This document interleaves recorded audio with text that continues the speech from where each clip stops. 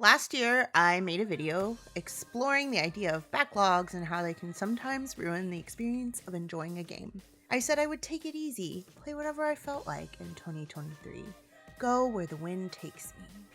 I was stupid.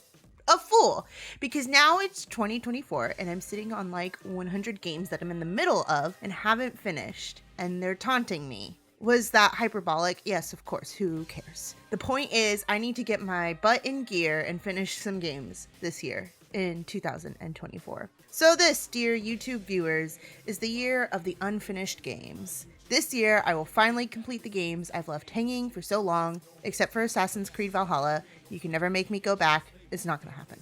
But the question is, do we really need to finish all of the games that we pick up and play? Is it okay that we leave some games in the middle? First off, I still hold on to the idea that playing games just to check off a box in the backlog is maybe the wrong approach to all of this. I stand by that. However, I'm currently in a situation where I've started these games, I'm enjoying them, and then I don't go back. Thank you, ADHD.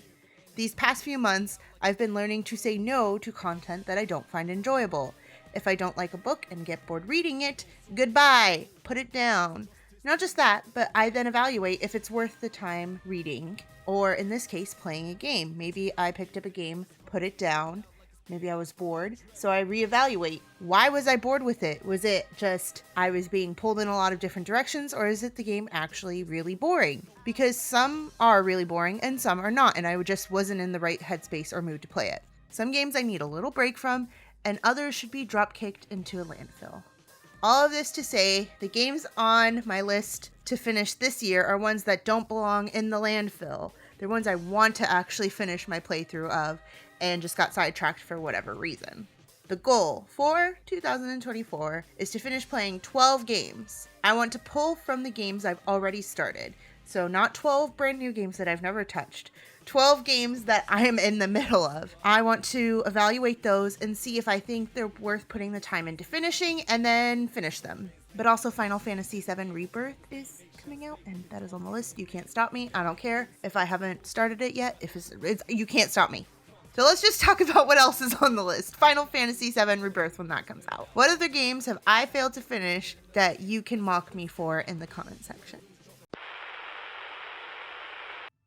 I got the Burning Shores DLC for Horizon Forbidden West the day it came out. I played it for a few hours and then never went back, never finished. It's not because I didn't like it, I enjoyed the gameplay, but it's because I started playing it during a time where I began to travel more. I wasn't at home as often. That is a tongue twister, which meant I wasn't able to pick up my PS5 and play because that thing is massive and I'm not taking it everywhere. But now it's becoming a priority because I want to feel like a badass again, shooting my bow, taking down impossible robot monsters.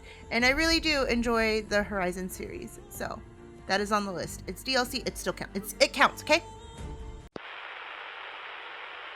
As I write this script, I'm about to wrap up my playthrough of Persona 3 Portable. I started playing it last year when Reload was announced. The goal was to finish it before the Reload launched, and I might actually have a shot at this. I'm about to begin the final act of the game, the final battle. It's going to be great. Honestly, I love the Persona games. I will say Persona 5 was my first one. I know, I'm that kind of person. But it made me pick up 3 and 4 and continue playing in the series. They're weird and they're beautiful and they just ooze style artistically and stylistically, musically. It's a good time. So do yourself a favor and play one if you haven't already. I promise the weird story beats and like kind of fantasy monstery world they create, like it's worth it for the style, okay? Do it for the style. Oh man, the game that made me cry on the PSP. Crisis Core and Kingdom Hearts Birth by Sleep were the only reasons I wanted a PSP.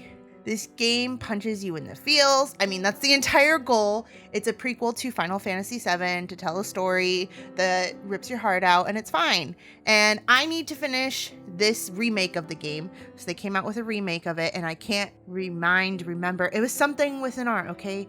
Nomura has a way with doing this for a bunch of his content, okay? But I need to finish this before the new Final Fantasy VII comes out, because Nomura has decided to bring his obsession with time travel and alternate timelines and blah, blah, blah to Final Fantasy, which is a topic for another day, but needless to say, I need to finish this before February 29th. I think that's when Final Fantasy VII Rebirth comes out, so I gotta finish it because I need to know if he changed anything. He probably did. Maybe he did it. I'm assuming he did, though. It's gonna be finished, I promise. Did I finish Breath of the Wild before playing Tears of the Kingdom? No, I did not. I have one more Divine Beast and a final boss to get through in Breath of the Wild before I can officially finish, if you want to call it that. Although there's so much more to do after that and like a lot of side quests that I haven't touched, but whatever. My goal with finishing Breath of the Wild will be to get the last Divine Beast and take out Ganon, final boss. Then I can put the game down and pull it out whenever I want to run around aimlessly and, be in the art style, be in the music, and do some side quests. But the goal, Divine Beast, Ganon. That's the goal. I'm farther from finishing Tears of the Kingdom than Breath of the Wild. Not as close with Tears of the Kingdom. I love this game. I really do. The art style, the music, they improved things that I wanted them to improve. I just get so sidetracked and distracted, and I end up putting it down. This is a problem I had with Breath of the Wild too. I just wander around aimlessly, and the aimlessness leads to me forgetting to play the game or not really feeling a pull to play the game. I know that this formula works for some people, but it just like my brain rejects it and it says no. But I will finish this game because I love it. Again, the art style, beautiful, gorgeous. Music, lovely. I love it. It's being done. It's going to get done this year. It's going to happen. And then once it's done, I'm going to spend my time building crazy shit that has no purpose other than to make me laugh because that game, the building mechanics, so good. I'm really surprised that Persona 5 Strikers wasn't like an official sequel to Persona 5. Maybe they touted as that, but it was a different team working on Strikers than it was the original games, and you can tell, and that's fine. But yeah, anyway, whatever. For all intents and purposes, it's basically like a little sequel to Persona 5, although it does ignore the changes that happen in Persona 5 Royal. But that's understandable because I'm pretty sure, without looking it up, because I just realized I didn't look this up when writing the script, but I'm pretty sure that it was being developed alongside Royal, since it was a different team working on it. So that's probably why they didn't go with the Royal route in putting the story in Persona 5 Strikers. Am I making sense? Whatever. I was about to hit the halfway point with this game, and the reason I stopped is because my save files on the PS4 and I gotta be PS5, and I haven't moved my save files yet because I just haven't. So I need to move my save file to the PS5, and I'll go back to it now, and I'll really suck at it because, leaving in the middle of the game, you learn the mechanics. I was getting hold of the mechanics, and now I'm going to be terrible at it, but it's fine. I'm too far in to start over, so we're just going to suck for a bit. It's fine.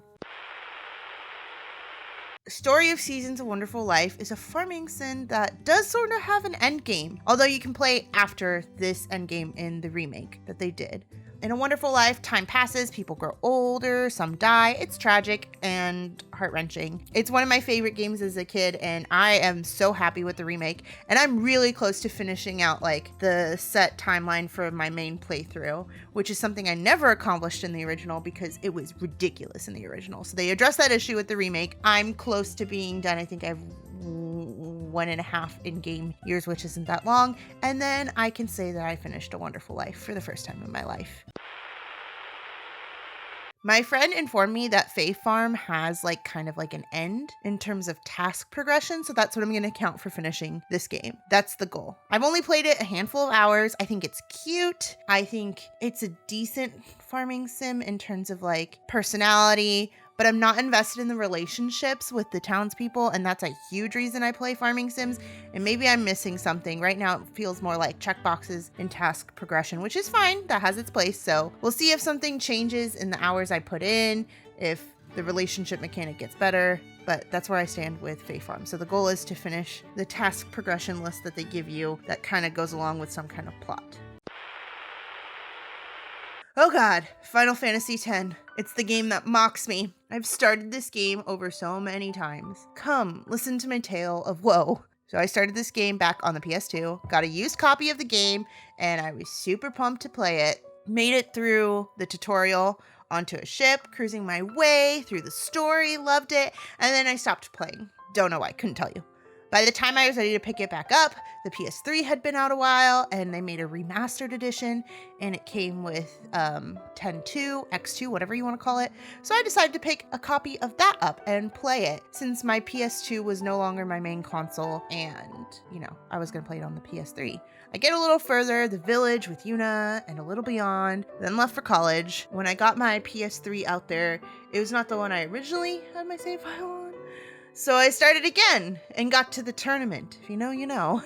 Had a panic attack that I would suck and ruin the game forever. Like I wouldn't be able to play the last little tournament game and I would fail and that would bring about the end of the world. I don't know. Okay. I put it down though. I was too panicked. And now we're here in the year 2024.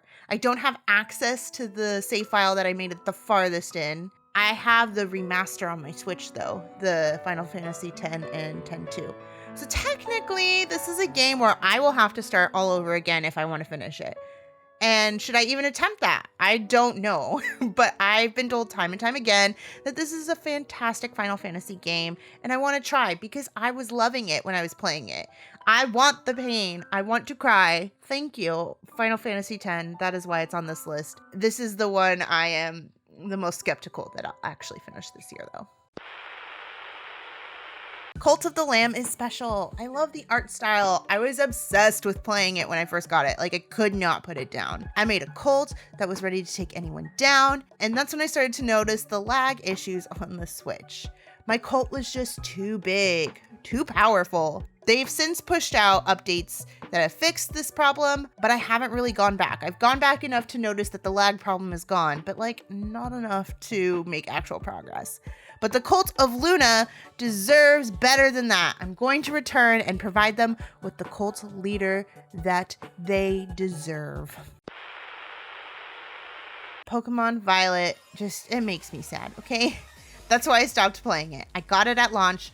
That was a mistake. I was just so excited. I loved Pokemon as a kid, and I have fond memories of just playing Sapphire and Emerald over and over again and never really finishing them because I would get sidetracked and bored. There's a pattern in my life, okay? But that was my favorite gen 3, favorite gen, played so much of it. And so I was excited to, you know, get a Pokemon game on release because Sword and Shield, I didn't have a Switch at the time, so I didn't get it on release. So I was excited for this one, but I was so disappointed. Bugs aside, just like the structure of it, it just felt half-assed. Like it needed more time to cook. There are ideas in here that I think can be really good for the series and how it goes forward, but just the disappointment. But I'm going to finish it because I paid money for this game and I love Pokemon. Like I said, I do like some of the changes they made. It's just a hot mess game. A hot mess I'll finish though. So Final Fantasy VII is one of my favorite Final Fantasy games. I'm basic, I know, whatever. But I haven't even played it for myself. When I was younger, I didn't own a copy. So I would watch other people play and then scour the wiki and the forums to learn more about the story. Like that's how I consumed Final Fantasy VII, the original game. Just through other people playing it, like video clips that I could maybe find and like just reading it like a novel because I just didn't have a copy of the game. Now I have the port on my Switch, so I can finally do the playthrough that was meant to be. I can do it on my own. It's my own playthrough. And since I started the playthrough, I haven't finished it, okay?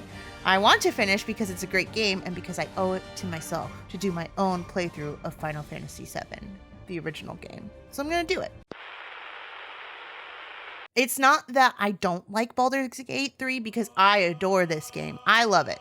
There's a reason it won Game of the Year. One of my favorites, but it's a beast of a game. I've run into the same problem with Burning Shores in that I want to play, but I'm not really around my PS5 a lot to do it, but that's fine. I'm dedicating time. I'm in Act 2 right now, and I keep playing a little here and there, like a fight here, a fight there, because the fights can take forever, okay? But I'm making it through, and I'm loving every minute of it. It's just going to take some time. This game is a beast. It's a monster, but it's worth it. It's so worth it. The battles make me use my brain, though, and sometimes I don't want to use my brain, so like I don't always pick it up, but I definitely don't regret playing this game, and I'm going to take my time. I'm going to enjoy the journey and enjoy all that Baldur's Gate 3 has to offer, but like in the time frame of please, for the love of God, I'm going to finish it in 2024. At least my main playthrough. This video is sponsored by me and my Ko-Fi page.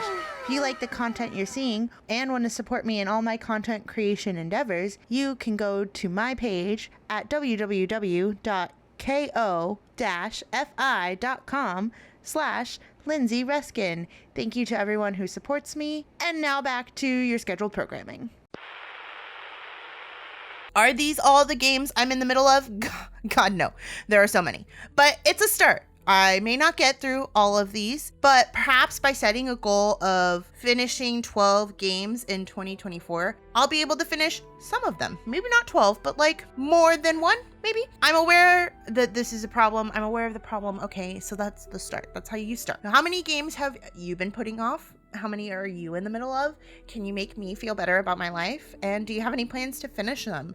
Or are there games that you just like never want to play again? You were in the middle of and they sucked. So let's talk about it in the comments. Like, subscribe, blah, blah, blah, blah, YouTube shit. Okay, thanks, bye.